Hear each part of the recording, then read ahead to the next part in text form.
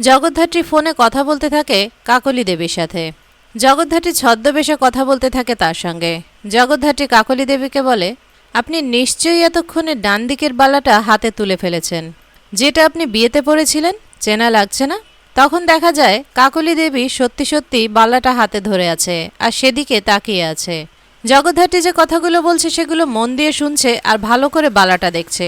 তখন জগদ্ধাত্রী আবার বলে ওঠে, এই বালাটাই তো প্রভাস চ্যাটার্জি আপনাকে আপনাদের বিয়েতে গিফট করেছিলেন। জগদ্ধাত্রী যে কাকলি দেবীর নাড়ি নক্ষত্র সব খোঁজখবর নিয়ে ফেলেছে, কাকলি দেবী সেটা বুঝতে পারে জগদ্ধাত্রীর কথা থেকে। তাই সে বেশ ঘাবড়ে বালার দিকে তাকিয়ে থাকে। ভিডিওটি ভালো লাগলে লাইক দিন, কমেন্ট করুন। আর প্রতিদিন সবার আগে সকল ধারাবাহিকের সঠিক আপডেট পেতে চ্যানেলটি সাবস্ক্রাইব করে সাথেই থাকুন।